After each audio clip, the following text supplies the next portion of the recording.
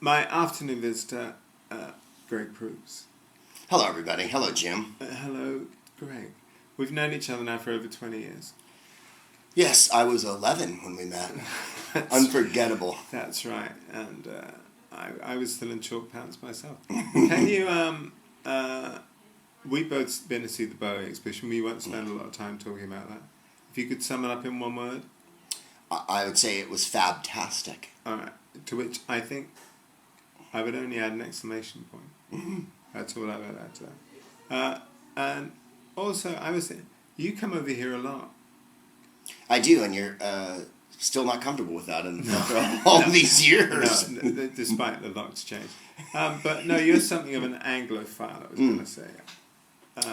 In fact, no, you go to France as well, aren't you? I'm not going to France this trip. We're going to Amsterdam and Norway, I think. Amsterdam. Yeah. Still can't get enough of those cavity searches, eh? No, I love it. Because Amsterdam, of course, famous for, well, cheese, really, and certain medicinal herbs that they do have. I'm very excited about that. There's really nothing that couldn't be cured in England by opening a few medicinal marijuana clinics around town that were open to the public. It's my favorite part of Amsterdam. Not that I don't like the culture. I'm never going to visit the Anne Frank house. Too depressing. No, it's true. I don't want to be high and be in the Anne Frank house and be like, oh God, I'm paranoid. No, and also you know the ending, so what's the point? Yeah. Spoiler alert. Exactly. So and finally, I guess you have a kind of unique perspective on the difference between we British and you Americans. Yeah. How would you sum up? What is the essential differences between you, our colonial cousins, and us, your masters? Well, I think we're reassuringly shallow. I think we're hilariously violent. I think that makes you guys feel good about yourselves. Yes. Whereas we'll shoot one another, you'll actually beat each other to death with sticks and stuff in the old-fashioned way. Yeah. I think that eccentricity here is cultivated, and that people look forward to it and embrace it a little bit more than the United States, where being eccentric basically just makes you a weirdo in the States.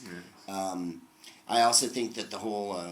I would have said it once upon a time, maybe 20 years ago, that there was a service issue. But if you've been to the States lately, you know that we've disintegrated to second worldhood now, and none of our bridges work, and there's rivers that flow backwards, and there's garbage everywhere. So I don't think that's an issue anymore. And even on the street where I'm staying now, a Subway, a McDonald's, a Starbucks, so, direct hit.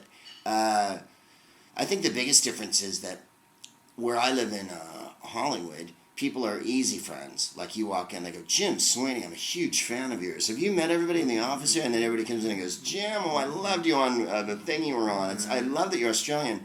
And then and then that's it. They never speak to you again, and then they fuck you over. Yeah. Whereas in England, it takes people years to be your friend, but then they're really your friend. They're sincere friends. You get the love of the sincerity here, I think, and that's a very big difference between particularly Hollywood and London, but in general, America. And although, as you know, you've been to America, people are friendly. Yeah. They go hi, and when you walk into a shop here, they kind of look at you. Well, it kind of gets in their day. Right. I don't have time to say hi to you. It's a big emotional commitment. I don't actually know you, so why would I want to invest that in buying something? Yeah. Well, that's us, really. And I'm glad that you fell for our pretend sincerity. I did fall for it, and I continue to fall for it.